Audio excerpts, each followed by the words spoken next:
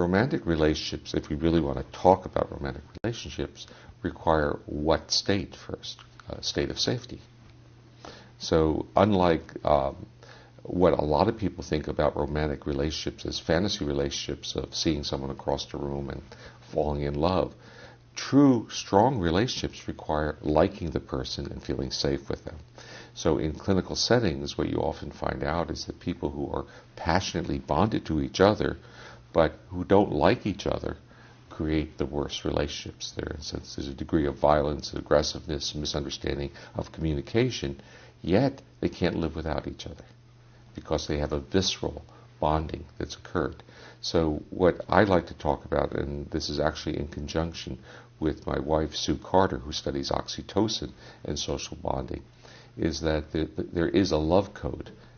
So it's a code, just like a combination on a combination lock. And the sequence is critical.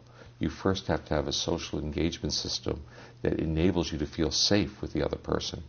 Once you feel safe, then proximity can occur, physical contact can occur, and then you can get the oxytocin and the other neuropeptides that are involved in strong social bonds. But if you flip the order, you're in trouble. So you can get bonded, but you might not like the person. So the social engagement system is functionally a set of exercises to evaluate the danger first in psychological distance and then in physical distance. The real issue is, do you feel safe with the person? So the comments that I used to tell my children before I actually developed the refined model was, does she treat you well? But the real point, what we're really asking is, do you feel comfortable with that person?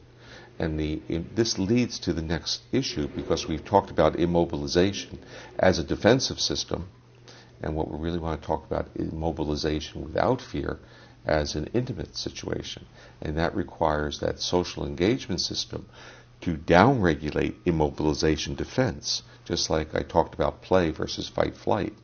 And so you watch what, in a sense, we call it foreplay, or when people meet each other, it's a lot of face-to-face. And then when safety occurs, there's no need to do face-to-face. And then reproductive behaviors occur, or nursing behaviors occur with the baby.